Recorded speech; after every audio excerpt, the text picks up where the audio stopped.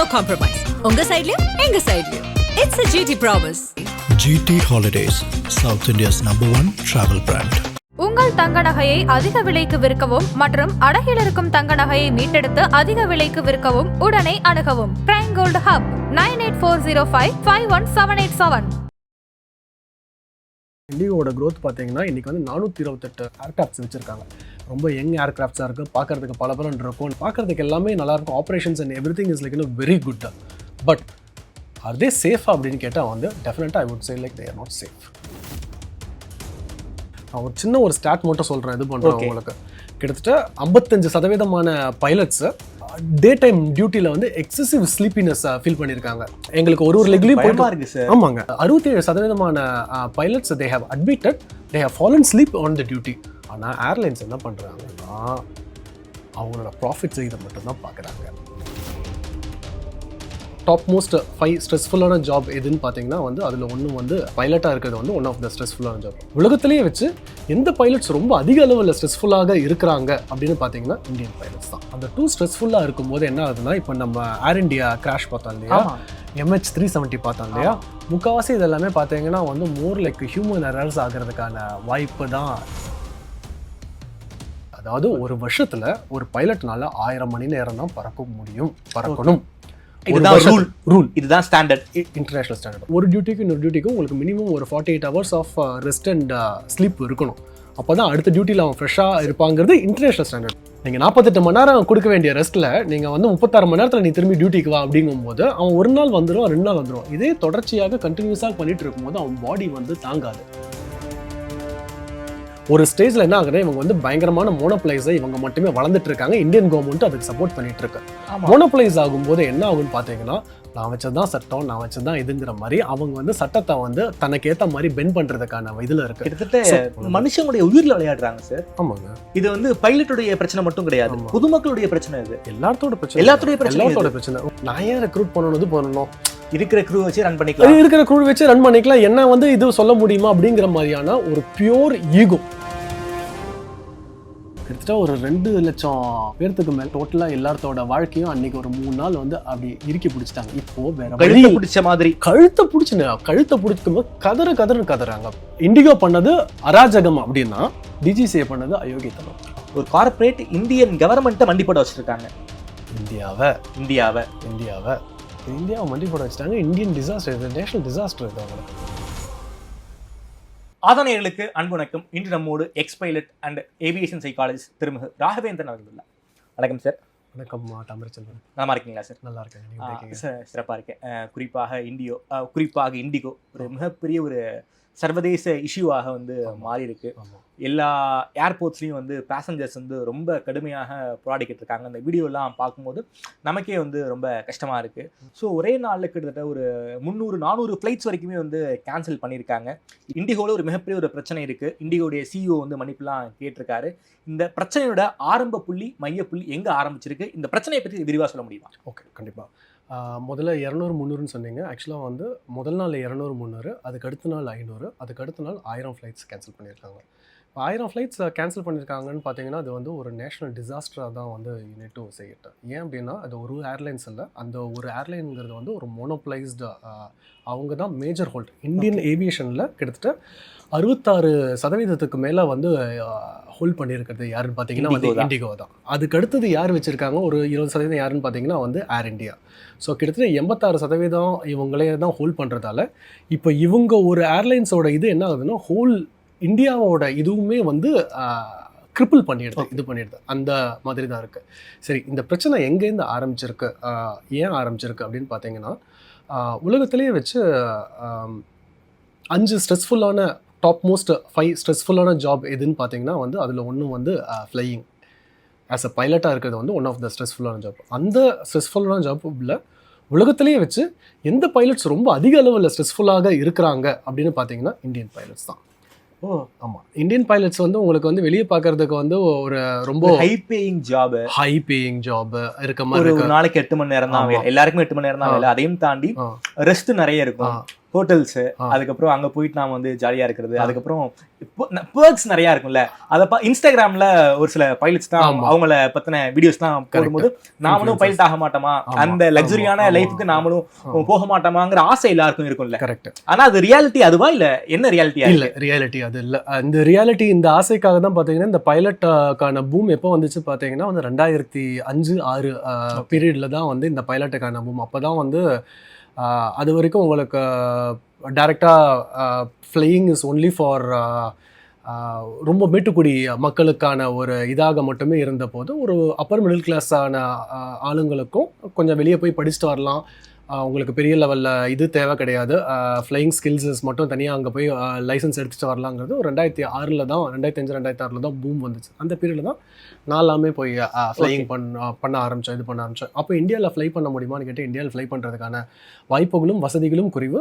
வாய்ப்புகள் இருந்தாலும் அந்த வாய்ப்புகள் வந்து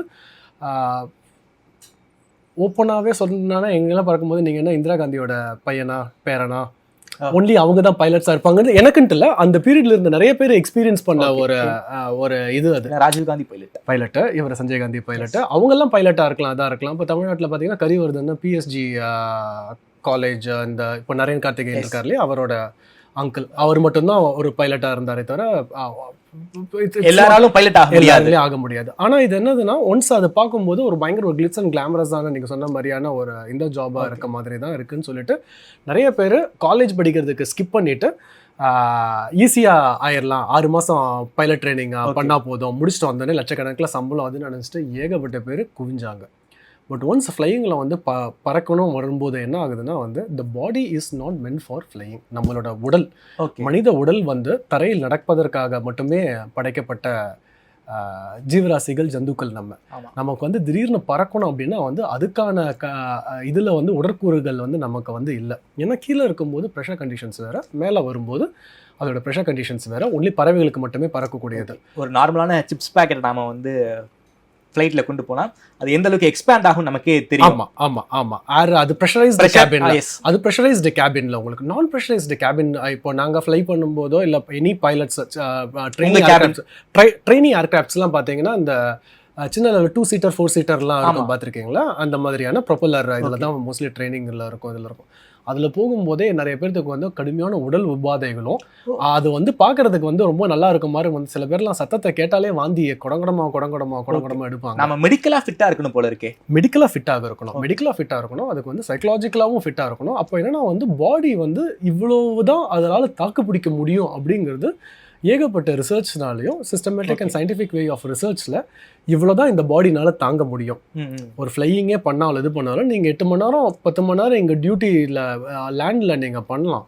பட் நீங்கள் மேலே வந்து அதே அளவுக்கான எஃபர்ட் போட முடியுமான்னு கேட்டால் போட முடியாது, பண்ண முடியாது. ஏன்னா இல்லை இங்கே இருக்க கண்டிஷன்ஸ் வேற லைக் ஏர்ல இருக்க கண்டிஷன்ஸ் வேற. இல்லை நம்ம ஃப்ளைட்டை விட்டு நம்ம வெளியே வந்தாலும் நம்ம காதெல்லாம் அடைச்சிக்கும், இது பண்ணிக்கும். அப்போ காதெல்லாம் அடைக்கும் போது இது பண்ணும்போது உங்களுக்கு மேலே ஓட்டிகிட்டு இருக்கும்போது நீங்கள் இந்த கொடைக்கானல் ஊட்டி இதுல எல்லாம் போகும்போது நிறைய பேருக்கு ஏறும்போதே வாந்தி, இறங்கும் போதே வாந்தி எல்லாமே இருந்துட்டு இருக்கும், இது பண்ணிட்டு இருக்கோம் இல்லையா சாதாரண இந்த இதுல. அது வந்து உங்களுக்கு ஒரு 1000 அடி ஏறும்போது இறங்கும் போது பிரச்சனை இருக்கு. அங்க 30,000 அடி நீங்க 20,000 அடி 30,000 அடி மேல ஃப்ளை பண்ண போகிறோம். அப்போ அந்த இடத்துல வந்துட்டு இருக்கு, நான் வந்து ஃப்ளை பண்ணிட்டு இருக்கேன், இப்போ எனக்கு வந்து ஒமட்டுது, எனக்கு வாந்தி வருது, எனக்கு கொஞ்சம் தலை சுத்தலா இருக்கு, கொஞ்சம் ஓரம் கட்டிட்டு நான் படுத்துக்கிறேன், இது பண்ணிக்கிறேன். அதேதான். அப்போ இது வந்து முதல்ல வந்து எல்லாரும் ஆர்வப்பட்டு ஆசைப்பட்டு வந்தாலும் உடல் ஒத்துழைக்காததால இந்த இதுக்கு வந்து உடலும் ஒத்துழைக்கணும், மனமும் ஒத்துழைக்கணும். ஏன்னா இந்த இதுல நம்ம டெசிஷன் மேக்கிங்ஸ் எல்லாம் நம்ம வந்து தரையில இருந்து எடுக்கிறதுக்காக பழக்கப்பட்ட உடம்பு இது. இப்போ நீங்க மேலே போகும்போது உங்களோட டெசிஷன் மேக்கிங்கும் பயாலஜிக்கலா எல்லாமே உங்களுக்கு வந்து மாறும். உங்களுக்கு ஆழ்கடலில் உங்களுக்கு முத்து குளிக்கிறதுக்கு உள்ளே போவாங்க இல்லையா, அவங்கெல்லாம் பார்த்தீங்கன்னா உள்ளே போயிட்டு டபால்னு மேலே வந்துட மாட்டாங்க. மேலே வந்து என்ன பண்ணணும், லங்ஸ் ப்ரெஷர் டிஃப்ரென்ஸில் வெடிச்சிடும், இது பண்ணிடும். அந்த மாதிரி உங்களுக்கு மேலே போகும்போது இங்கே இருக்க ப்ரெஷர் கண்டிஷன்ஸ் வேறு, மேலே இருக்க ப்ரெஷர் கண்டிஷன்ஸ் வேறு. அப்போ உள்ளே இருக்க சின்ன சின்ன கேப்லரிஸு வெயின்ஸு அதுக்குள்ளே இருக்கக்கூடிய பயாலஜிக்கல் ஃபேக்டர்ஸ்லாம் வந்து வேறு மாதிரி இருக்கும். கீழே நீங்கள் 2 மணி நேரம் ஒரு டியூட்டி பண்ணுறதுக்கும், கீழே ஒரு 8 மணி நேரம் டியூட்டி பண்ணுறதுக்கும், மேலே உங்களுக்கு 2 மணி நேரம் பண்ணுறதுக்குமே இதாகும். பாடி வந்து உங்களுக்கு வந்து அவ்வளவு டயர்ட் ஆகும் தான். பாடி டயர்ட் ஆகும்போது உங்கள் டெசிஷன் மேக்கிங்ஸும் வந்து ரொம்ப டயர்ட் ஆகும், அதாகும். அப்போது அந்த ஃப்ளையிங் வந்து வெறும் மிஷினை மட்டுமே நம்பி இருக்கான்னு கேட்டால் மிஷினை மட்டுமே நம்பி இருக்கிறது கிடையாது. ஃப்ளையிங் ஆட்டோமேட்டிக்காக ட்ரோன்ஸ் எல்லாம் பறக்குது இல்லையா, வெறும் ட்ரோன்ஸ் நம்ம அது மட்டும் இல்லை, அங்கே வந்து அவங்க ஹியூமன் பீயிங்கோட இன்ட்ராக்ஷன் இருக்கு. இன்ட்ராக்ஷன் அவர் தான் அங்கே இதை ஃப்ளை பண்ணுறாரு, லிட்டரலாக ஃப்ளை பண்ணுறாரு. அப்போ அந்த இடத்துல வந்து ஃபஸ்ட்டு ஒரு பைலட் வந்து ஏவியேட் பண்ணணும், அப்புறம் நேவிகேட் பண்ணணும், அப்புறம் கம்யூனிகேட் பண்ணணும். இதுதான் ஆர்டர், ஏவியேட், நேவிகேட் அண்ட் கம்யூனிகேட். முதல்ல வந்து பறக்கணும், இது பண்ணணும், அந்த கண்டிஷன்ஸுக்கு இதுக்கு பறக்கணும், தலை சுத்தம், உங்களுக்கு வாந்தி வர மாதிரி இருக்கும்.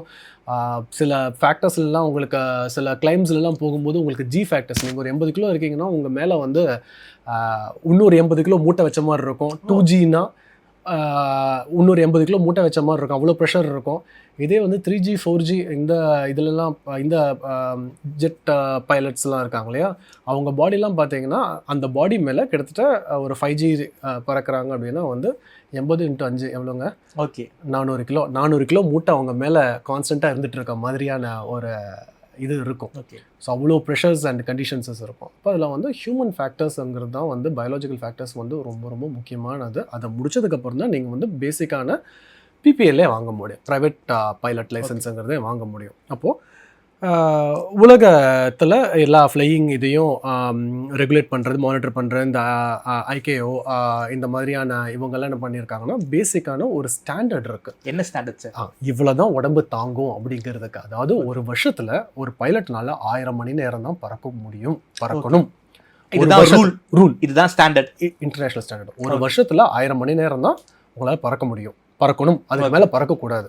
1000 மணி நேரத்துக்கு மேலே வந்து பறந்துச்சு நான் வந்து இப்போ இதாக இருக்கேன், ஜாஸ்தி பறக்கிறேன், இது பண்ணுறேன், ஓகே, அதெல்லாம் வாய்ப்பே இல்லை. ஒரு மாதம்னு பார்த்தீங்கன்னா உங்களுக்கு 100 மணி நேரம் இல்லை மேக்ஸிமம் ஒரு 120 மணி நேரம் ஒரு மாதத்துக்கு.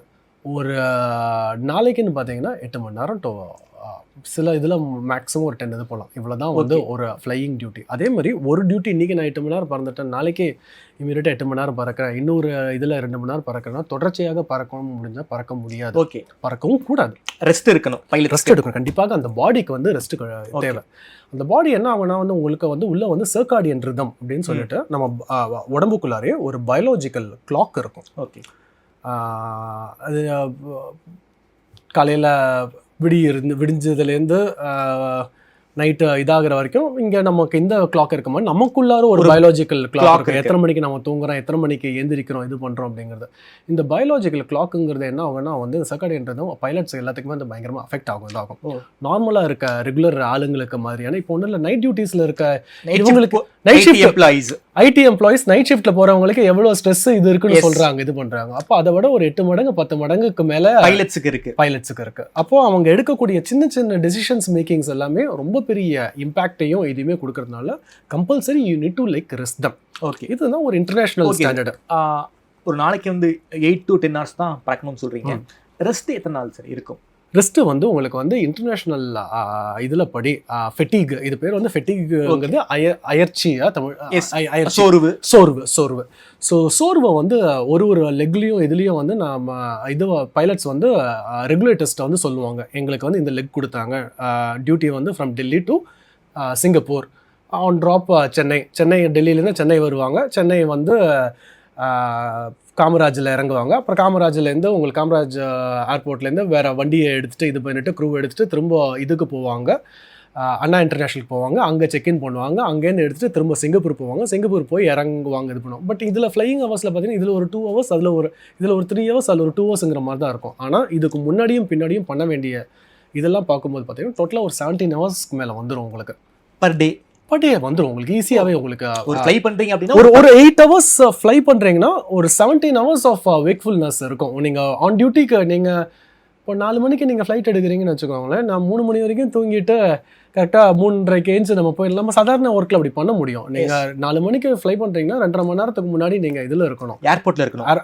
டியூட்டிக்கு இது பண்ணியிருக்கணும், 2.5 மணி நேரத்துக்கு முன்னாடி இருந்திருக்கணும், இது பண்ணிக்கணும். அப்போ 2.5 மணி நேரத்துக்கு முன்னாடி நீங்கள் கால்ஸ் கொடுக்குறீங்கன்னா அதுக்கு முன்னாடி அந்த பிளான்ஸ் எல்லாத்தையும் நீங்கள் வந்து எந்த லெக்கில் போகிறோம், என்ன ஹைட்டில் போகிறோம், இதெல்லாமே கோ த்ரூ பண்ணணும், இது பண்ணணும். They need to calculate.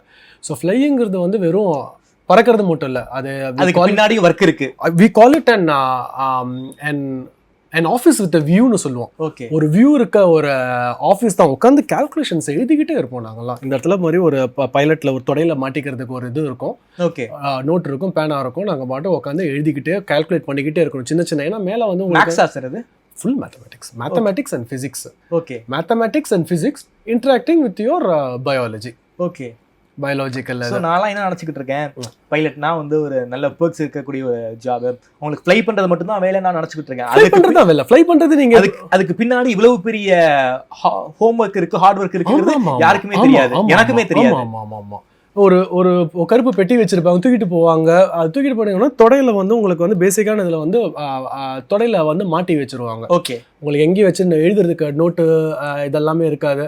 நீங்கள் ஃப்ளை பிளாங்க் ஆச்சுன்னா பேப்பருக்கான இது கீழே விழுந்துரும். ஸோ அதனால இதுக்கு அடியில் ஒரு ஸ்ட்ராப் போட்டு தொடையில கட்டிக்கிட்டு நீங்க ஃப்ளை பண்ணும்போது இந்த கால்குலேஷன் நீங்க பண்ணணுமா? என்ன பண்ணிக்கிட்டே இருக்கணும். நீங்க ட்ரிஃப்ட் ஆச்சுன்னா உங்களுக்கு, அதாவது இப்போ இங்கேருந்து இந்த நேர்கோட்டில் போகணும்னு நினைக்கிறீங்க, கொஞ்சம் திரும்பிட்டோம் அப்படின்னா வந்து நமக்கு இங்கே தெரியும். ஓகே, ஓகேங்களா. பட் வெரஸ் நீங்கள் ஏரோப்ளேனில் மேலே ஆகாயத்தில் இருக்கும்போது எவ்வளோ ட்ரிஃப்ட் ஆகிருக்கீங்கன்னு தெரியாது. அதே மாதிரி எதிர்காத்து எவ்வளோ இருக்குன்னு தெரியாது, பின்காத்து உங்களை எவ்வளோ தூரம் தள்ளி இருக்குன்னு தெரியாது, எவ்வளோ தூரம் உங்களை கடல்லையாச்சும் உங்களுக்கு வந்து தெரிஞ்சிடும். உங்களுக்கு அலை இந்த காத்துல வந்து இந்த பக்கம் தள்ளிட்டு போகுது, மேலே இருக்கிறது தெரியும். அப்போ என்னன்னா கீழே இருக்கிறத பார்த்து ஒரு இடமா பார்த்து நீங்கள் வந்து கால்குலேட் பண்ணி, இவ்வளோ மாறி இருக்கும், இவ்வளோ டிவியேட் ஆகிருக்கும், இந்த இடத்துக்கு நான் வந்து 2:14 அந்த இடத்துக்கு வரணும், இந்த ஹைட்டுக்கு வரணும்னு கால்குலேட் பண்ணியிருந்தேன்.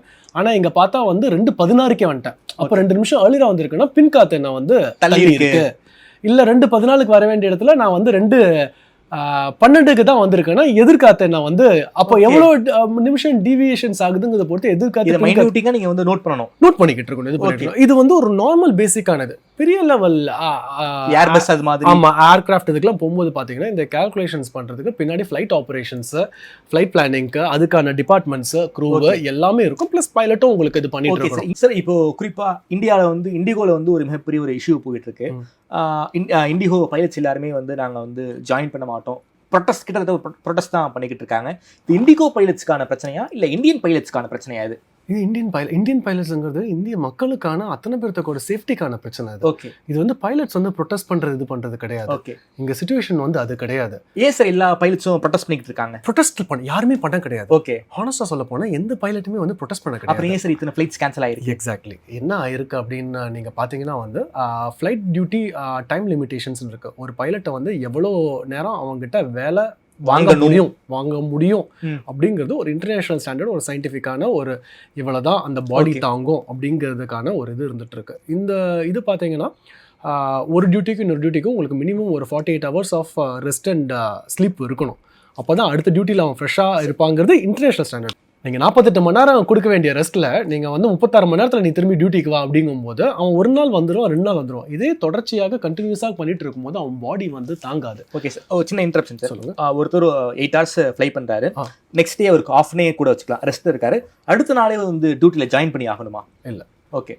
அதுதான் அந்த 36 மணி நேரம் இங்கே வந்து 36 மணி நேரம் தான் கொடுக்குறாங்க. ஆக்சுவலாக உங்களுக்கு வந்து 48 மணி நேரம் தேவை. உங்களுக்கு அந்த சைக்கிள் வந்து பாடி வந்து ரீசெட் ஆகும். உங்களுக்கு ரீசெட் ஆகாமல் நீங்கள் பண்ணிட்டு இருந்தீங்கன்னா அது சிறுக சிறுக அந்த பாடியோட இது வந்து உங்களுக்கு வந்து நீங்கள் ஒன்றும் இல்லை பிரதர், அதில் எப்படி சொல்லணும்னா 17 hours ஆஃப் நீங்கள் வேக்ஃபுல்னஸ் இருந்துச்சுன்னு வச்சுக்கோங்களேன், நீங்கள் ஆல்கோஹால் கன்சியூம் பண்ணாமே உங்கள் பாடியில் வந்து கிட்டத்தட்ட ஒரு 0.5% ஆஃப் ஆல்கோஹால் சாப்பிட்ட ஒரு கண்டிஷன்ஸ்க்கு ஒரு 4 பெக் சாப்பிட்ட ஒரு அட்லீஸ்ட் ஒரு 2 இதுக்கு சாப்பிட்ட ஒரு இதாச்சும் இருக்கும் வித்தவுட் கன்சியூமிங் ஆல்கோஹால். ஸோ அப்போ நீங்கள் இது எவ்ரி சிங்கிள் டேவே நீங்கள் சேர எப்படி ஆகிட்டு இருக்குன்னு பார்த்தீங்கன்னா உடம்பு வந்து பயங்கரமான சோர்வும் அயற்சியும் போயிடும். ஸோ அப்போ இன்டர்நேஷனல் ஸ்டாண்டர்ட்ஸில் பேசிக்காக இதுதான் கண்டிஷன்ஸ். இன்டர்நேஷனலாக இதை வந்து ஃபாலோ பண்ணுறாங்க, ஆனால் இந்தியாவில் மட்டும் ஃபாலோ பண்ணுறது கிடையாது. இந்தியாவில் மட்டும் ஃபாலோ பண்ணுறது கிடையாது. ஓகே. இந்தியாவில் ஏன் ஃபாலோ பண்ணுறது கிடையாதுன்னா இப்போ கமர்ஷியல் ரீசன்ஸ் தான், ப்ராஃபிட் ரீசன்ஸ் தான். ஒரு நீங்கள் இந்தியாவில் வந்து பைலட்ஸ்லாம் வந்து கதறிட்டு இருக்காங்க. ஹானஸ்டாக சொல்ல போனோம் 97% நான் ஒரு சின்ன ஒரு ஸ்டாட் மட்டும் சொல்கிறேன், இது பண்ணுறேன் உங்களுக்கு. கிட்டத்தட்ட 55% பைலட்ஸு டே டைம் டியூட்டியில் வந்து எக்ஸசிவ் ஸ்லீப்பினஸ் ஃபீல் பண்ணியிருக்காங்க. அநியாயத்துக்கு தூக்கம் சொருகுது, இது பண்ணுறது எங்களால் இது பண்ண முடியாமல் இருக்கான்னு 55% பைலட்ஸ் அட்மிட் பண்ணியிருக்காங்க. எங்களுக்கு ஒரு லெக்லையும் போயிட்டு இருக்கு சார். ஆமாங்க. அடுத்தது பார்த்தீங்கன்னா வந்து 67% pilots they have admitted they have fallen asleep on the duty. தூக்கத்தில் இதை ஆன் டியூட்டியில் இருக்கும்போது உங்களுக்கு வந்து பாடி தாங்க முடியாமல் தூங்கி கீழே விழுந்திருக்காங்க. கன்சென்ட் இல்லாமல் தூங்குனது. கன்சென்ட்ல தூங்குறது வேற விஷயம். ஓகே, கன்சென்ட் இல்லாமல் உங்களுக்கு வந்து மைக்ரோ நாப்ஸோ ஒரு இதுங்கிறது டக்குன்னு சொருகி விழுறது. சொருகி விழுறது கூட 2 செகண்ட் 3 செகண்ட் உங்களுக்கு என்னதுன்னு தெரியாமல் 1 நிமிஷம் 2 நிமிஷம் தூங்கி விழுந்த இது பார்த்தீங்கன்னா இந்தியன் பைலட்ஸில் வந்து 67% பேர் அத்தனை பேர் அட்மிட் பண்ணியிருக்காங்க. என்னோட டியூட்டியில் நான் வந்து இந்த லெக்லையாச்சும் நான் விழுந்திருக்கேன், தூங்கி விழுந்திருக்கேன். சேஃப்டி அதுதான் சொல்கிறேன், பேசஞ்சர் சேஃப்டி, பைலட் சேஃப்டி எல்லாமே உங்களுக்கு வந்து பார்த்தீங்கன்னா ரொம்ப ரொம்ப முக்கியமானது. ஓகே, ஆனால் ஏர்லைன்ஸ் என்ன பண்ணுறாங்கன்னா அவங்களோட ப்ராஃபிட்ஸ் இதை மட்டும்தான் பார்க்குறாங்க. சார் நான் ஓப்பனாகவே உடச்சி கேட்குறேன் சார். சரி, அதாவது ஒரு பைலட் வந்து ஒரு 8 hours வந்து ஃப்ளை பண்ணுறாரு அப்படின்னா அவருக்கு கிட்டத்தட்ட ஒரு 2 daysக்கு வந்து ரெஸ்ட் இருக்கணும்னு சொல்கிறீங்க. அப்போ தான் அவருடைய பாடி கண்டிஷன் சரியாக இருக்கும்னு சொல்கிறீங்க. இண்டிகோ மாதிரியான கம்பெனி பல 1000 கோடி லாபங்கள் சம்பாதிக்கிறாங்க. அதை வந்து ஏன் வந்து எம்ப்ளாயிஸை வந்து ரெக்யூர் பண்ணுறதுல ஏன் வந்து செலவு பண்ண மாட்டேங்கிறாங்க கேள்வி. அதுதான் இங்கே இது உங்களுக்கு என்ன பார்த்தீங்கன்னா இவங்க இந்த தடவை பண்ணியிருக்க இந்த இண்டிகோ இஷ்யூஸஸ் வந்து நம்ம உள்ளுக்குள்ள இந்த 8 மணி நேரம் 10 மணி நேரம் சின்ன டீட்டெயில்ஸ்குள்ளே போகாமல் இன்னும் கொஞ்சம் டீட்டெயில்டாக உங்களுக்கு ஒரு ப்ராடர் ஒரு இதாக ஒன்று சொல்லணும் அப்படின்னு பார்த்தீங்கன்னா இண்டிகோ பார்த்தீங்கன்னா ஒன் ஆஃப் த யங்கஸ்ட் சமீபத்தில் ஆரம்பிக்கப்பட்ட 13 வருஷத்தில் ஆரம்பிக்கப்பட்ட ஒரு ஏர்லைன்ஸு. அவங்களோட வளர்ச்சி வந்து ரொம்ப ஃபினாமினலானது. கிட்டத்தட்ட 428 ஏர்க்ராஃப்ட்ஸை வந்து வச்சுருக்காங்க. ரொம்ப யங் ஏர்க்ராஃப்ட்ஸாக இருக்குது, பார்க்குறதுக்கு பலபலன் இருக்கும். நல்ல ஆன் டைம் டியூட்டியில் வந்து பக்காவாக இதெல்லாமே அவங்களுக்கு எல்லாமே கொடுத்துருக்காங்க. இது பண்ணி பார்க்குறதுக்கு எல்லாமே நல்லாயிருக்கும். Operations and every thing is like very good. But are they safe அப்படின்னு கேட்டால் வந்து டெஃபினட்டாக I would not say like they are not safe. ஏன் சேஃப் இல்லைன்னு பார்த்தீங்கன்னா பைலட்ஸ் வந்து இப்படி போட்டு புழிஞ்சிட்டு இருக்கும்போது எந்த பைலட்டுமே வந்து உள்ளே இருக்க வந்து அவங்க வந்து இந்த duty is like too stressful for them.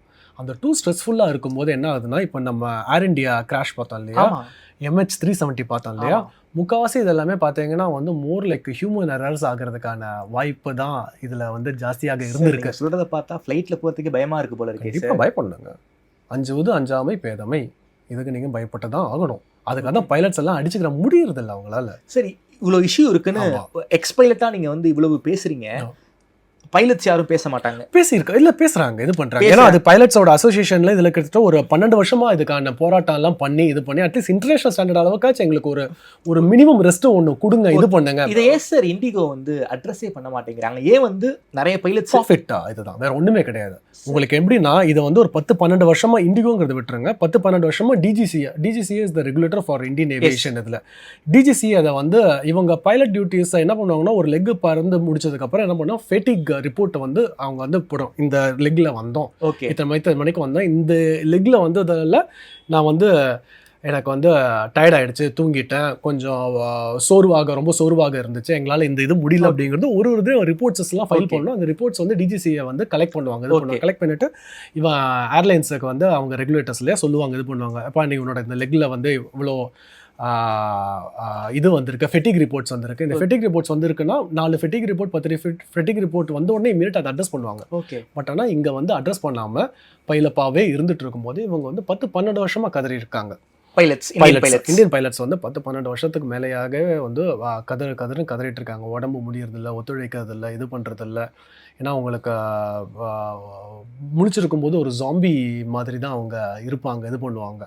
உங்களுக்கு எப்போ தூங்குறோம், எப்போ எந்திரிக்கிறோம், எது பகல் எது ராத்திரி என்ன இதுன்னே தெரியும் ஓரளவுக்கு இருக்கு. இல்லை இருந்தாலும் என்னன்னா வந்து அது ஜாஸ்தி ஸ்ட்ரெஸ்ஃபுல் ஆகும்போது உங்களுக்கு அந்த டைமில் எடுக்க வேண்டிய சுச்சுவேஷன்ஸுக்கு முடிவுகளில் விபரீதமாக போய் முடியக்கூடிய அத்தனை சாத்தியக்கூறுகளுமே அங்கே இருக்குது. இதை இவங்க ரிப்போர்ட்லாம் வந்து சொல்லும்போது 3 வருஷத்துக்கு முன்னாடி, ஒன்றும் இல்லை, சென்னையில் 3 வருஷத்துக்கு முன்னாடி இந்த ஃபெட்டிக் ரிப்போர்ட்ஸை பற்றியே பண்ணும்போது இருந்தாலும் ஏர்லைன்ஸ் வந்து புஷ் பண்ணும்போது ஹோல் மாசாக இங்கே இருக்க எல்லா மேனேஜ்மெண்ட்டில் இருக்கவங்க ரிசைன் பண்ணிட்டு போனாங்க. No, this is like against இதுன்ட்டு 3 வருஷத்துக்கு முன்னாடி இது நடந்திருக்கு. சென்னையில் இருக்க மேனேஜ்மெண்ட் வந்து ரிசைன் பண்ணிட்டு போனாங்க. ஓகே, ஃப்ளைட் ஆப்ரேஷன்ஸில் இருக்க மேனேஜ்மெண்ட்டில் இருக்கவங்க வந்து நோ, இது வந்து நீங்கள் வந்து அநியாயத்துக்கு வந்து உங்கள் ப்ராஃபிட்டுக்காக சின்ன ப்ராஃபிட்ஸுக்காக இதுக்காக வந்து ரொம்ப இது பண்ணுறீங்க, இட்ஸ் லைக் அகேன்ஸ்ட் சேஃப்டி. இது சார் சின்ன ப்ராஃபிட்டாக இருந்தாலும் ஆனால் ஹோல்சமாக பார்க்கும்போது பெரிய ப்ராஃபிட் தான். பெரிய ப்ராஃபிட். அப்படி அந்த பெரிய ப்ராஃபிட்டில் கொஞ்சத்தை எடுத்து எம்ப்ளாயிஸ் ரெக்யூர் பண்ணுறதுல செலவு பண்ணுறதுல என்ன பிரச்சனை இருக்குது இண்டிகோவுக்குன்னு தான் நான் கேட்குறேன். ஒரு பிரச்சனை ஈகோ தான் உங்களுக்கு, அப்சல்யூட் ஈகோ. நான் ஏன் பண்ணணும், நான் ஏன் இது பண்ணணும். அதாவது எப்படி நாங்கள் உங்களுக்கு ஒரு கார்பரேட்னு வந்துருச்சுன்னு வச்சுக்கோங்க, மனுஷனுடைய உயிரில் விளையாடுறாங்க சார். ஆமாங்க, இது வந்து பைலட்டுடைய பிரச்சனை மட்டும் கிடையாது, பொதுமக்களுடைய பிரச்சனை. இது எல்லாத்தோட பிரச்சனை. உங்களுக்கு நீங்கள் யோசிச்சு பார்த்தீங்கன்னா ஒரு இண்டிகோ மாதிரியான ஒரு ஏர்லைனை ஒரு ஹோல் தேசத்தையும் இந்த 5 நாள் மண்டி போட வச்சுட்டாங்க. ஹானஸ்டாக சொல்ல போனால் Yes, அதான் reality தான். இந்தியன் கவர்மெண்ட் மண்டி போட வச்சுட்டாங்க. Yes. அதாவது இதை இப்போ நான் சொல்லியிருந்தது FTTL வந்து 12 வருஷமாக கதறி போராடி அதை வந்து இம்ப்ளிமெண்ட் பண்ணணும்னு சொன்னாங்க. இது பண்ணாங்க 20 மந்த்ஸுக்கு முன்னாடி, கிட்டத்தட்ட 2 வருஷத்துக்கு முன்னாடியே வந்து இதுதான் வந்து FTTL-ஓட new duty. Earlier it was like 36 hours, இப்போ வந்து 48 hours ஆஃப் ரெஸ்ட். ஒரு இதில் வந்து வீக்கில் வந்து 2 நைட் டியூட்டிஸ் தான் கொடுக்கணும். ஓகே, 2 நைட் டியூட்டிஸ் தான் கொடுக்கணும். 2 நைட் டியூட்டிக்கு மேலே கொடுக்கக்கூடாது அப்படிங்கிறது நியூ ரூல். ஆனா இண்டிகோ நிறைய நைட் ஃபிளைட்ஸ் ரன் பண்றாங்களே. அதுதான் வர நைட் ஃபிளைட்ஸ் ரன் பண்றது பிரச்சனை இல்லை. எந்த க்ரூவை வச்சு தான் ரன் பண்றீங்க அப்படிங்கிறத. அதுவும் இவ்வளவு டயர்டான க்ரூ வச்சு தான் நைட் ஃபிளைட்ஸ் ரன் பண்ணிட்டு இருக்காங்க. ஆமாம் இவ்வளோ டயர்டான க்ரூவை வச்சு தான் ரன் பண்ணிட்டு இருக்கோம், பைலட்ஸ் வச்சு ரன் பண்ணிட்டு இருக்கும்போது அதுக்காக தான் இந்த ஸ்டாண்டர்ட் ரூலை வந்து இன்டர்நேஷ்னல் ரூலில் வந்து ஃபாலோ பண்ணணும் அப்படிங்கிறதுல ஒன்றும் இல்லைங்க. ஏர் இண்டியா கிராஷ் நடந்தது. ஆமாம், அது ஃபஸ்ட்டு இதே பார்க்கும்போது இமீடியட்டாகவே வந்து அந்த அவங்க கொடுத்த ரிப்போர்ட்டே பார்ஷியல் ரிப்போர்ட். அந்த பார்ஷியல் ரிப்போர்ட்டே directly it's showing it's towards the பைலட்டுங்கிற மாதிரி தான், பழி போடுற மாதிரி இது மாதிரி தான் இருந்துட்டு இருக்கு. அப்போது பைலட்டோட fitting is like very important. ஏன்னா the machines are operated by human beings. அப்போ ஹியூமன் பீயிங்களோட டிசிஷன் மேக்கிங்கும் இதுவும் அவங்களோட சோர்வு அயற்சி அவங்களோட உடல் எப்படி ஒத்துழைக்குது இது உழைக்குதுங்கிறது வந்து ரொம்ப முக்கியமானது. இப்போ நான் ஐ வில் ஜஸ்ட் ஃபுல்லாக கொஞ்சம் சொல்லி இது பண்ணிடுறேன். ஸோ இந்த ஃப்ளைட் டியூட்டி டைம் லிமிடேஷன்ஸை வந்து ரொம்ப வருஷமாக இவங்க பைலட்ஸ் எல்லாம் கதறிட்டு இருக்க இது பண்ணிட்டு இருக்க. இங்கே வந்து நம்மளோட இந்த ரிப்போர்ட் வந்து ரொம்ப ஜாஸ்தி ஆகிட்டு இருக்கு, ஃபெட்டிக் ரிப்போர்ட்ஸ். இந்த ஃபெட்டிக் ரிப்போர்ட்ஸும் மழை போல் குவிஞ்சிட்டு இருக்க இது பண்ணிட்டு இருக்க. ஒரு இதில் இன்டர்நேஷ்னல் ஸ்டாண்டர்ட்ஸுக்கு வந்து இன்டர்நேஷ்னல் பைலட்ஸ் வந்து இந்தியாவில் வந்து ஃப்ளை பண்ணுறதுக்கும் அவங்க வந்து ரொம்ப தடுமாறுறாங்க, கஷ்டப்படுறாங்க, இது பண்ணுறாங்க போது ஒரு 2 இயர்ஸுக்கு முன்னாடி இம்ப்ளிமெண்ட் பண்ணிடலாம் அப்படின்னா. ஏன்னா இது வந்து இம்ப்ளிமெண்ட் பண்ணாமல் வச்சுட்டு இருந்தது யாருன்னு பார்த்தீங்கன்னா வந்து ஏர்லைன்ஸோட லாபினால தான் வந்து ரெகுலேட்டர்ஸை வச்சு இம்ப்ளிமெண்ட் பண்ண வேண்டாம் அப்படின்னு தெரியும். ஏன்னா இம்ப்ளிமெண்ட் பண்ணாங்க அப்படின்னா என்ன ஆகுன்னா அவங்க 10 to 15 வெறும் 10 to 15% ஒரு எக்ஸ்ட்ரா பைலட்ஸஸ் எடுக்க வேண்டியது இருக்கும். வெறும் 10 to 15% பைலட்ஸ் மட்டும்தான் எடுக்க வேண்டியது. கம்மியான அமௌண்ட். அவ்வளோதான் அதுதான் வரும். வெறும் 10 to 15% தான் எடுக்க வேண்டியது இருக்கும். அதை எடுக்கிறதுக்கு இவங்க வந்து என்ன பண்ணிட்டாங்கன்னா 2 இயர்ஸுக்கு முன்னாடியே வந்து ஹைரிங் ஃப்ரீஸை பண்ணிட்டாங்க. இதுக்கு மேலே வந்து நாங்கள் வந்து யாரையும் ரெக்ரூட் பண்ண மாட்டோம் அப்படின்னு. அப்போ இருக்கிற பைலட்டை வச்சு இவ்வளோ ஆப்ரேஷன்ஸும் இது பண்ணி இவ்வளோ லாபத்தை நான் வந்து ஈட்டணும் அப்படின்ட்டு அவங்க ஒரு குவார்ட்டர்ஸ்லேயும் வந்து என்னோட இந்த லாபம் இவ்வளவு, போன குவார்ட்டரை விட இந்த குவார்ட்டரில் வந்து எங்களுக்கு வந்து இவ்வளோ லாபம் வந்துச்சு அப்படிங்கிற மாதிரியான சிஎஃப்ஓஸோட இது அந்த கால்குலேஷன்ஸை படி தான் அப்போது போன குவார்ட்டரை விட இந்த, ஏன்னா அவங்க சிஎஃப்ஓன்னு இருக்க சீஃப் ஃபினான்ஷியல் ஆஃபீஸர் இருக்காங்கன்னு வச்சுக்கோங்க. சீஃப் ஃபினான்ஷியல் ஆஃபீஸர் அவன் என்ன சொல்லுவாங்க, ஒரு குவார்ட்டருக்கு ரிப்போர்ட் கொடுக்கும்போது இது பண்ணும்போது போன குவார்ட்டரை விட இந்த குவார்ட்டருக்கு லாபம் ஏற்படுத்தணும் என்ன பண்ணணும், இந்த டியூட்டியை இன்னும் கொஞ்சம் இறுக்கி பிடிச்சி புழிஞ்சு நம்ம அந்த சக்கையை புழிவோம் இல்லையா, இன்னும் கொஞ்சம் மிஷினில் இன்னும் கொஞ்சம் கரும்பு சாரை புழிகிற மாதிரி புழிஞ்சிட்டு இருந்தால் எக்ஸ்ட்ரா கிடைக்கும் அப்படிங்கிற இதில் தான் பண்ணிட்டு இருக்கா. ஸோ ஃபினாமினலான க்ரோத். ஓகே, யாரோடது? இண்டிகோவோட க்ரோத் பார்த்தீங்கன்னா இன்றைக்கி வந்து 428 ஏர்கிராஃப்ட்ஸ் வச்சுருக்காங்க. வேறு இந்தியாவில் வந்து சாதாரணமாக வந்து ஏர்லைன்ஸ் ரன் பண்ணுறதுங்கிறது வந்து ரொம்ப கஷ்டமான, உலகத்திலேயே எல்லா இடத்துலையுமே வந்து ஏர்லைன்ஸ் ரன் பண்ணுறது கஷ்டமான விஷயம். அதில் எஸ்பெஷலி இந்தியாவோட டிஜிசிஎல்ல வந்து ரன் பண்ணுறது இன்னுமே கஷ்டமான விஷயம். அதில் இப்படி அடித்து பிடிச்சி வச்சுருக்காங்கன்னு பார்த்தீங்கன்னா ரொம்ப எஃபிஷியண்ட்டான, ரொம்ப பயங்கரமான மேலாண்மையில் இருக்கும்போது தான் வந்து இப்படி பண்ணக்கூடிய இதில் எஃபிஷியண்ட்டாக பண்ணியிருக்காங்க. ஓகேங்களா? ஆனால் ஒரு ஸ்டேஜில் என்ன ஆகுது, இவங்க வந்து பயங்கரமான மோனோப்ளைஸை இவங்க மட்டுமே வளர்ந்துட்டு இருக்காங்க. இந்தியன் கவர்மெண்ட் அதுக்கு சப்போர்ட் பண்ணிட்டு இருக்கு. மோனோப்ளைஸ் ஆகும்போது என்ன ஆகுன்னு பார்த்தீங்கன்னா நான் வச்சதான் சட்டம், நான் வச்சதான் இதுங்கிற மாதிரி அவங்க வந்து சட்டத்தை வந்து தனக்கு ஏற்ற மாதிரி பெண்ட் பண்றதுக்கான இதில் இருக்கு. கிட்டத்தட்ட இண்டிகோ தான் மோனோபோலி. இண்டிகோ தான் மோனோபோலி. டொமஸ்டிக்கை பொறுத்த வரைக்கும் இண்டிகோ ஃபிளைட்ஸ் தான் எல்லாரும் இந்தியா விரும்புறது கிடையாது. இண்டிகோ தான் இருக்கு. இண்டிகோ தான் மோனோபோலியா இருக்கும்போது என்ன ஆகுனா மற்றவங்க எல்லாமே இந்த FDTL வந்து ஒத்துக்கிட்டாங்கன்னா வேற இது இல்லை. என்னங்க ஆப்ஷன்ஸ் 10 to 15% ஆகாஷா ஒத்துக்கிட்டாங்க, ஏர் இண்டியா ஒத்துக்கிட்டாங்க, ஸ்பைஸ் ஜெட் ஒத்துக்கிட்டாங்க. ஏன்னா இவங்களுக்கு மட்டும் ஒத்துக்கிறது என்னன்னு பார்த்தீங்கன்னா வந்து இப்போ வந்து இந்த இடத்துல வந்து ஒரு ஈகோ, மிகப்பெரிய ஈகோ. நான் ரொம்ப பெரியவன்டா, நான் வந்து ரொம்ப பெரிய ஆள், நான் ஏன் ஒத்துக்கணும்? நான் சொன்னால் வந்து டிஜிசிஏவே கண்ட்ரோல் பண்ண முடியும். சிவில் ஏவியேஷன் அவங்களுக்குள்ள இருக்க லாபிங்க அங்கே போயிட்டு இருக்க பணம். இந்திய அரசாங்கத்தை இண்டிகோ கட்டுப்படுத்துறாங்க. ஆமாம், இந்திய அரசாங்கம் ஹோல் இந்தியன் டிரான்ஸ்போர்ட்டே உங்களுக்கு 5 நாளில் உங்களுக்கு மண்டி போட வச்சுட்டாங்களேங்க. அப்போ இது என்ன ஆகுதுன்னா 2 பெரிய கிரிமினல் ஆக்ட் நடந்திருக்குங்க இந்த இடத்துல. ஆக்ட் 1 என்னதுன்னு பார்த்தீங்கன்னா வந்து 20 மாதத்துக்கு முன்னாடி FDTL வந்து இம்ப்ளிமெண்ட் பண்ணி இந்த டைமுக்குள்ளே இம்ப்ளிமெண்ட் பண்ணணும்னு சொல்லியிருக்காங்க. இவங்க 20 மாதத்தில் வந்து ஒரு பைலட்டு கூட அவங்க வந்து ரெக்ரூட் பண்ணவே கிடையாது. அந்த ரெக்ரூட் பண்ணுற ப்ராசஸ் எப்படின்னு பார்த்தீங்கன்னா வந்து முதல்ல ரெக்ரூட் பண்ணணும், அப்புறம் பைலட் இண்டக்ட் பண்ணணும். இண்டக்ட் பண்ணதுக்கப்புறம் அவங்கள வந்து இந்தியன் இதுக்கு ட்ரெயின் பண்ணணும். இந்தியன் இதுக்கு ட்ரெயின் பண்ணதுக்கப்புறம் வந்து மறுபடியும் இத்தனை லெக் ஹவர்ஸ் அதுக்கான சாஃப்ட்வேர்ஸை அப்டேட் இந்த மாதிரியான ஒரு பெரிய இது இருக்குது. பட் 20 மாதம் போதுமானு கேட்டால் போதுமான இதுதான். ஏன்னா ஏற்கனவே இந்தியாவில் ஏகப்பட்ட பைலட்ஸ் வந்து வேலை இல்லாமையே தான் இருந்துட்டு இருக்காங்க. ஸோ அதனால வந்து அது ஒரு பெரிய இது கிடையாது. இவங்க என்னன்னா வந்து நான் ஏன் ரெக்ரூட் பண்ணணும் இருக்கிற க்ரூ வச்சு ரன் பண்ணிக்கலாம், இருக்கிற க்ரூ வச்சு ரன் பண்ணிக்கலாம், என்ன வந்து இது சொல்ல முடியுமா அப்படிங்கிற மாதிரியான ஒரு பியூர் ஈகோ. அதுவும் நிறைய ஃப்ளைட்ஸ் வரை இப்போ ரன் பண்ண ஆரம்பிச்சிட்டாங்க. நிறைய ஃப்ளைட்ஸ் ரன் பண்ண ஆரம்பிச்சிட்டாங்க. பியூர் ஈகோயிஸ்டிக்கான ஒரு இதில் ஏன் ரன் பண்ணணும் அப்படிங்கும்போது ரெக்ரூட் பண்ணல, இது பண்ணல. சரி, அன்னைக்கு இருக்க ஆப்ரேஷன்ஸில் ஃப்ளை பண்ணியிருக்கலாம்னு பார்த்தா ஃப்ளை பண்ணியிருக்கலாம். ஏற்கனவே எல்லா ஃப்ளைட்ஸுமே இருந்துட்டு இருக்க க்ரூவை வச்சு ஃப்ளை பண்ண முடியும். ஸோ என்ன பண்ணாங்கன்னா இவங்க ஒன்றும் இல்லாமல் எல்லாத்தையும் கேன்சல் எல்லாத்தையும் கேன்சல் பண்ண உடனே என்ன இருக்குன்னா மக்கள் இந்த இடத்துல வந்து ஏர்போர்ட்டில் தவிக்கிறாங்க. ஏர்போர்ட்டில் தவிச்சா இவ்வளோ பெரிய எஃபிஷியண்ட்டான 74,000 கோடி சம்பாதிக்கிறாங்க லாபத்தை ஈட்டக்கூடியவங்க ஒரு வாட்டர் பாட்டிலோ ஒரு தண்ணியோ ஒரு இதுவோ ஃபுட்டோ ஏதோ கொடுத்துருக்கலான்னு பார்த்தா கொடுத்துருக்கலாம். அங்கே இருக்க க்ரூ கிரவுண்ட் ஸ்டாஃப்ஸ் மேனேஜ்மெண்ட்லாம் வந்து ஒன்றுமே எதுவுமே கண்டுக்காத மாதிரி இது பண்ணாத மாதிரி தான் இருந்துட்டு இருக்காங்க. ஒரு ஃபாதர் வந்து அதில் வந்து ஹிந்தியில் கதறாரு. என்ன கதறாருன்னா, என் பொண்ணுக்கு வந்து பீரியட்ஸு, கீழே ரத்தம் ஊற்றுது, ஒரு சானிட்டரி பேடுக்காச்சும் ஏதாவது ஏற்பாடு பண்ணுங்க. அந்த இதெல்லாம் பார்த்தீங்கன்னா கொடூரமாக இருக்கும். அப்படி வந்து கதற விட்டாங்க.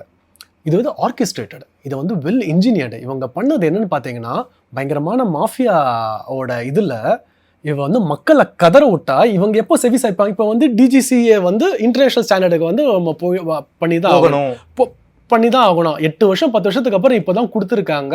அந்த இதை வந்து உள்ளே போகணும் அப்படின்ட்டு இருக்குது.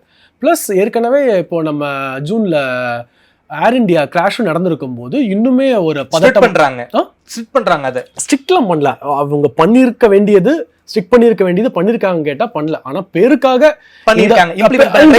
இம்ப்ளிமெண்ட் பண்ண ட்ரை பண்ணுறாங்க. ஆனால் அந்த இம்ப்ளிமெண்ட் பண்ணுறதை வந்து இவன் வந்து எப்படி உடைக்கலாம், நீ இப்படி சொன்னா தானே உடைப்பா இது பண்ணும். இப்போ மக்களை கதற விடுற பாரு அப்படின்ட்டு என்ன பண்ணாங்க, வேணும்ட்டு எல்லா ஏர்கிராஃப்ட்ஸையும் வந்து இவங்க வந்து ஏற்கனவே ஷெட்யூல் இருக்க பைலட்ஸ் க்ரூவை வச்சு ஆப்ரேட் ரன் பண்ண முடியும். திட்டமிட்டு ஒரு 15% தான் வந்து உங்களுக்கு வந்து 85% ஆஃப் த ஏர்கிராஃப்ட்ஸ் அன்னைக்கு ரன் பண்ணிருக்கலாம். அந்த 3 நாளுமே ரன் பண்ணிருக்கலாம். அவங்ககிட்ட இருக்க ஏற்கனவே existing crew, existing pilots, existing ஸ்கெடியூல்ல வச்சு 80%. ஆனால் சர்வசாதாரம் முதல் நாள் 200, அந்த ஏதோ ஒரு படத்தில் இப்படி சொடக்க போட்டோன்னே டக்குன்னு இது வரும். முதல் நாள் 200 கேன்சல் பண்ண, கதறல் 10, அடுத்த நாள் 500, இன்னும் கதறல் 10, அடுத்த நாள் 1000. அவ்வளோதான், ஹோல் இதுவே மண்டிட்டாங்க. அத்தனை பேரும் கதறதை பார்க்கும்போது ஏன்னா ஏர்லைனில் பறக்கிறவங்க எல்லாருமே கொஞ்சம் ஓரளவுக்கு இன்ஃப்ளூயன்ஷியலானவங்க.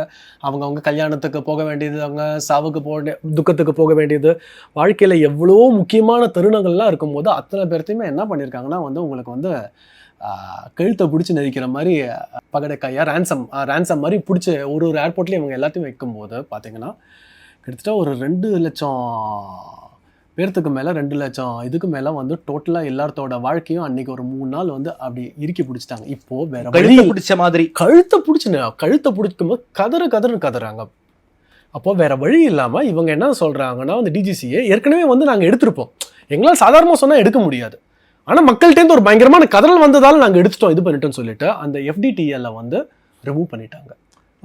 இப்போ என்ன ஆகுதுன்னா வந்து இவங்க பண்ணது அராஜகம்னா, யாரு இண்டிகோ பண்ணது அராஜகம் அப்படின்னா டிஜிசிஏ பண்ணது அயோக்கியத்தனம். அதாவது இண்டிகோவுக்காக அந்த இதையே இண்டிகோக்காக பண்றதுங்கிறது இல்லாம மக்கள் இப்படி கதறாங்க, இது பண்றாங்க, வேற என்ன பண்ண முடியும் அப்படிங்கிறது வந்து ரிவோக் பண்ணிட்டாங்க. இவங்க வந்து லிட்டரலா இந்திய அரசாங்கத்தையும் இந்திய இதையுமே டோட்டலா வந்து ஒரு மோனோபோலி எப்படி லிட்டரலா மண்டியிட வச்சுட்டாங்க. ஓகே, ஹோல் இந்தியன் இதுலவே வந்து அத்தனை பேர்த்தையுமே ஸ்டண்ட் ஆக்கி கிரிப்பிள்ட் ஆக்கி எல்லாரும் முட்டி போடுங்கடா இதுங்கிறாங்க மாதிரி எல்லாத்தையும் வந்து கிரிப்பிள்ட் ஆக்கிட்டாங்க, நொண்டி ஆக்கி வச்சுட்டாங்க, இது பண்ணிட்டாங்க 5 நாள். இப்போ வேற வழியே இல்லாமல் நம்ம இதனால தான் வந்து மோனோபோலி வந்து என்றைக்குமே வந்து மோனோபோலி ஆகட்டும் டியூவோபோலி ஆகட்டும் எனி பிஸ்னஸுக்கு it is a recipe for disaster. அது இதாக not only for airlines, communication ஆகட்டும், 2 எல்லாமே இந்தியன் கவர்மெண்ட்டோட இது எல்லாமே ப்ரைவேட்டைசேஷன் அண்ட் இதில் போயிட்டு இருக்கும்போது இப்படி தான் போயிட்டுருக்கு. இன்றைக்கி நமக்கு வந்து கவர்மெண்ட்டுக்கு வந்து we don't have an airlines. நாளைக்கு ஒரு பெரிய டிசாஸ்டர் நடக்குது, வேறு எங்கேருந்தோ கூட்டு வரும். இப்போ நைஜீரியாலேருந்து இதுலேருந்தெல்லாம் கோவிட் பீரியடில் கூட்டு வந்தாங்க, வேறு இடத்துலேருந்தெல்லாம் கூட்டு வந்தாங்க, இது அந்த மாதிரி கூட்டு வரணும். இது வரணும்னா எவ்வளோ டிக்கெட்ஸ் வைப்பாங்க, இது பண்ணுவாங்க. இதை வச்சிருக்காங்க பாருங்கள், 7,000 ரூபாய் இருக்க வேண்டிய டிக்கெட்டை வந்து 1,37,000 வைக்கிறாங்க, இது பண்ணுறாங்க. அப்போ என்னதுன்னா இவங்க 2 பேருமே கூட்டு, அதனால டூவோபோலின்னு சொல்கிறது. நான் இந்த பக்கம் பிடிச்சி வச்சுக்கிறேன், நீ எல்லாம் இன்க்ரீஸ் பண்ணுறது இன்க்ரீஸ் பண்ணிக்கோ, இது பண்ணிக்கோ. அப்போ அதில் அப்படி ஒரு பயங்கரமான ஒரு கொள்ளை போச்சு, இது போச்சு. 2 பேரும் அன்கோ போட்டிருக்காங்க குவார்டர். ஆமா, இவங்க எப்பவுமே அதனால தான் இந்த பேர் டூவோபோலி அப்படின்னு சொல்றது. It's not just monopoly around. Monopoly இவன் வந்து ஷேர்ல வந்து உங்களுக்கு 66% மார்க்கெட்டை வந்து இவங்க பிடிச்சி வச்சிருக்காங்க. 20% அதுதான். ஆனா எப்படின்னா வந்து இந்த இதுல வந்து பைலட்டை வந்து கதர்னா இல்ல மேனேஜ்மெண்ட்டை சண்டை போட்டான் அப்படின்ட்டு ரிசைன் பண்ணிட்டு வந்தான்னா அவன் அங்கே ஹையர் பண்ண மாட்டான். If he gets fired here he will not be hired there. So if he gets fired there he will not be hired here. So அப்போ இவங்க வந்து வெளியே வாய்ஸ் அவுட் பண்ணுறதுக்குல அடுத்தது என்னன்னா பைலட்ஸோட சாட்ஸ் இவங்க ஃப்ரெண்ட் இந்த குரூப்ஸ்லாம் இருக்கும்போது எல்லாமே ஸ்பைஸ் பாட்ஸஸ் எல்லாமே வச்சிருக்காங்க, இது பண்ணியிருக்காங்க. யாரெல்லாம் வந்து கொஞ்சம் வோக்கலாக பேசுகிறாங்களோ அவங்கள என்ன பண்ணுவாங்கன்னா கரெக்டாக அந்த இதில் வந்து உள்ளே கூப்பிட்டுருவாங்க, இது பண்ணிடுவாங்க. கூப்பிட்டு தனியாக ஏதாவது அசிங்கப்படுத்துறது, அவமானப்படுத்துறது. ஸோ இது வந்து டோட்டலாக வந்து ஒரு பயங்கரமான ஒரு அராஜக மாஃபியா கார்ட்டல் ரேஞ்சில் தான் வந்து உங்களுக்கு வந்து இண்டிகோ வந்து பிஹேவ் பண்ணுது. இண்டிகோ வந்து உங்களுக்கு லிட்டரலாக மண்டியிட வச்சிருச்சு. ஓகே சார், அதாவது குறிப்பா தங்களுடைய ஈகோவின் காரணமாக இந்திய மக்களை வந்து நடுத்தருவில் வந்து இண்டிகோ நிப்பாட்டி வச்சிருக்காங்க. கிட்டத்தட்ட ஒரு அராஜகமான ஒரு சர்வாதிகார போக்கு வந்து இண்டிகோ பண்ணிருக்காங்க. அதன் காரணமாக மிரட்டி பணிய வச்சுட்டாங்க, பண்ணி வச்சுட்டாங்க. அந்த எஃப்டிடிகளை இப்போ வந்து கவர்மெண்ட் கைவிட்டாங்கிறத விட இதுல அதுவும் அடுத்த இன்னொரு காமெடி இருக்கு. இது இருக்கு, நீங்க பழைய எஃப்டிடிஎல்ல இப்போ டியூட்டிக்கு போறாங்கன்னு வச்சுக்கோங்களேன், புது எஃப்டிடிஎல்ல போறாங்களா இல்ல பழைய எஃப்டிடிஎல்ல போறாங்களா, 48 மணி நேரம் இதுல இருக்காங்களா இல்ல வந்து பழைய 36 மணி நேரத்துக்கு போறாங்க. இப்ப எதுவுமே எஃப்டிடிஎல் ரூலே இல்ல. இப்போ ஒரு 10 நாள் 20 நாள் ஃப்ளை பண்ணிட்டு இருக்கவன் எந்த இதுல வந்து கேப்குள்ளார அவன் வந்து சேருவாங்கிறதுக்கான இது கிடையாது. ஓகே. ஸோ டிஜிசிஏ, சிவில் ஏவியேஷனு, அதை விட இது இவங்க இண்டிகோவோட டைரக்டர்ஸ்னு இருப்பாங்க. இது அவங்கள they are the people who are responsible for the passengers. அந்த போர்ட் ஆஃப் டைரக்டர்ஸ்ல என்ன தே ஹேவ் டு ரிசைன் தான். அவங்க கண்டிப்பா ரிசைன் பண்ணணும். இது வந்து எனக்கு குறிப்பிட்டு சொல்லணும்னா ஒரு கார்ப்பரேட் இந்தியன் கவர்மெண்ட்டை மண்டிப்பட வச்சிருக்காங்க. இந்தியாவை மண்டிப்பட வச்சுட்டாங்க. இந்தியன் டிசாஸ்டர், இது நேஷனல் டிசாஸ்டர். இது உங்களுக்கு ஒரு பூகம்பமோ புயலோ பார்த்தீங்கன்னா ஒரு சிட்டியை தான் அஃபெக்ட் பண்ணும். இவ்வளோ பெரிய இதெல்லாம் வந்து இந்தியாவே அஃபெக்ட் பண்ணியிருக்கு. நீங்கள் வந்து இந்திய அரசாங்கங்கிறதும் உங்களுக்கு வந்து தேர்ந்தெடுக்க அரசாங்கம் இங்கே மாறும் அங்கே மாறும். அவங்க டோட்டல் இந்தியாவே மண்டிப்பட வச்சுட்டாங்க. ஓகே சார், குறிப்பாக இந்த சிங்கப்பூர் ஏர்லைன்ஸ், அதே போல் வந்து அரபுடைய எமிரேட்ஸ், இங்கெல்லாம் வந்து இன்டர்நேஷ்னல் ஸ்டாண்டர்ட்ஸ் அவங்க ஃபாலோ பண்ணுறாங்க. ஆனால் இந்தியாவில் இண்டிகோ பண்ணுறது கிடையாது. இந்தியாவில் எங்கேயுமே யாருமே பண்ணுறது இல்லைங்க. எந்த ஏர்லைன்ஸும் முதல்ல டிஜிசிஏ இல்லைங்க அதை வந்து இது பண்ணணும். டிஜிசிஏ தான், ரெகுலேட்டர்ஸ் தான் வந்து சொல்லணும். ரெகுலேட்டர்ஸ்லேயே எத்தனை நாள் அதை இம்ப்ளிமெண்ட் பண்ணாமல் இருந்தாங்கன்னா இவங்களுக்கான ஒரு இதுக்காக கார்பரேட்டோட, ஏன்னா அவங்களோட லாபி அவங்களோட இது இருந்துட்டு இருக்கு. ஸோ அதனால வந்து அவங்க இம்ப்ளிமெண்ட் பண்ணாமல் இருந்தாங்க. இப்போ இதில் நடந்த விபத்து இருக்கு இல்லையா, ஏர் இண்டியா கிராஷ் ஆகட்டும் இல்லை MH370 திரும்ப இப்போ ரீஸ்டார்ட் பண்ணியிருக்காங்க தேடுதல், அதெல்லாம் பார்க்கும்போது இன்னும் நிறைய இதில் பார்க்கும்போது இன்டர்நேஷ்னல் இதில் ஃபெட்டிக் வந்து ரிப்போர்ட் சிஸ்டத்தை வந்து ரொம்ப தீவிரமாக எல்லாருமே பார்க்குறாங்க. ஆனால் இந்தியா இதில் வந்து பார்க்கறது கிடையாது. ஏன் பார்க்கறது இல்லைன்னா இவங்களோட corporate only for pure profit, லாபம் மட்டுமே தான் முக்கியம். லாபம். சரி, இனிமேல் ஃப்ளைட்டில் போனால் பயம் இருக்கும் போல இருக்கே சார் எல்லாருக்கும். எனக்கே பயம் இருக்குங்க, ஆனஸ்டாக சொல்ல போனால் எனக்கு பயம் இருக்குங்க. ஏன்னா உங்களுக்கு தெரியாது, எனக்கு உள்ளே பார்க்கும்போது இவன் என்ன டர்ன் இது வந்து உங்களுக்கு பைலட்ஸோட ஹியூமன் இதில் எனக்கு தெரியுது, டியூட்டி இதில் தெரியுது. பஸ்ஸில் போகிறதுக்கே பயமாக இருக்குது. அதன் காரணம் தான் நான் வந்து ட்ரெயினில் போகிறேன். ஒன் ஆஃப் த வேர்ல்டுலேயே வச்சுங்க the most safest mode of டிரான்ஸ்போர்ட்னு பார்த்தீங்கன்னா வந்து ஃப்ளையிங் தான். உங்களுக்கு நீங்கள் நடந்து போகும்போது கூட செத்து போயிடலாம், நீங்கள் இதில் போகும்போது செத்து போகலாம். ஆனால் நீங்கள் ஒரு ஏரோப்ளைனில் போனீங்கன்னா ஒரு 30 லட்சம் டேக் ஆஃப் அண்ட் இதுக்குள்ள லேண்டிங்கில் தான் ஒரு ஆக்சிடென்ட் நடக்கும். அந்த ஒரு ஆக்சிடென்ட் நடந்துச்சுன்னா அதே போல் இன்னொரு ஆக்சிடென்ட் நடக்காது. ஏன்னா அதில் இருந்த பாடத்தை கற்றுக்கிட்டு திரும்ப அதை நடக்க விடாமல் இருக்கிறதுக்கு என்னென்ன வழிகள்லாம் பண்ண முடியுமோ அது அத்தனையுமே வந்து கற்றுக்கிட்டு பண்ணுவோம். அப்போது இதுதான் பாடியோட limit. We follow all the standard ப்ரொசீஜர்ஸில் தான் பண்ணும்போது இங்கே நீங்கள் சக்கையாக புழியிற மாதிரி புழிய இங்கே இருக்க பைலட்ஸ் கதற அவங்க ஒன்றும் இல்லைங்க 270 at 27,000 feet அப்படிங்கிறத ஒரு இது வருதுன்னு வச்சுக்கோங்களேன். நல்ல தூக்கத்தில் இருக்காங்க சரியா இல்லை. 270 27,000 ஃபீட்டுக்கு மேலே 270 25,000 29,000 போயிட்டான்னு வச்சுக்கோங்களேன், ஹெட் ஆன் கொலிஷன் அந்த பக்கம் இருக்கும். வேறு ஏதாவது கூட இதில் மோதுறதுக்கான வாய்ப்பு இருக்கும். ஒரு சின்னது தான், ஒரு சின்ன ஒரு கதை இன்ஸ்ட்ரக்ஷன், சின்ன இன்ஸ்ட்ரக்ஷனை மெதுவாக அதில் மாறும்போது குட்டியாக மாறிச்சுன்னா, இது வந்து தூக்கத்தில் இதில் இருக்கும்போது, தூக்கம் இல்லாத போது, உடம்பு டயர்டாக இருக்கும்போது அத்தனை இதுக்கான சாத்தியக்கூறுகளுமே இருக்குது. 97% of the pilots in India feel that DGCA, the regulator, is not helping them. They are helping the companies, airlines. And அதை வந்து இந்தியாவில் இருக்க அத்தனை இவங்களோட சேஃப்டியை வந்து இது பண்ணுறது பணயம் வைக்கிறாங்க. மக்களுடைய உயிரை வந்து DGCA வந்து பணயம் வைக்கிறாங்க. ஆமாம், லாபத்துக்காக, அதுவும் தனியார் கம்பெனி லாபத்துக்காக. ரொம்ப நன்றி சார். குறிப்பாக இந்த இண்டிகோ பிரச்சனை வந்து இண்டிகோவுக்கான பிரச்சனை கிடையாது, ஒட்டுமொத்த இந்தியாவுக்கான பிரச்சனை.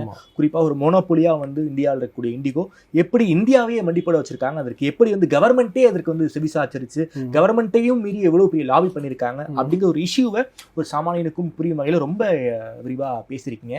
நான் வந்து நினச்சேன் சார், உண்மையாலுமே ஹை பேயிங் ஜாப், ரொம்ப ஜாலியான ஜாப்னு பைலட்ஸ் ஜாப்னு நினச்சேன். ஆனால் இதுக்கு பின்னாடி இவ்வளவு வேலைகள் இருக்குது, இவ்வளவு கஷ்டங்கள் இருக்குங்கிறது இந்த இன்டர்வியூ வாயிலாக எனக்கு தெரிஞ்சிருக்கு. பல்வேறு விஷயங்களை ரொம்ப வெளிப்படையாக பேசியிருக்கீங்க. நேரில் வந்து நேரம் கொடுத்து பேசியமைக்கு நன்றி Raghavendran sir. Thank you very much.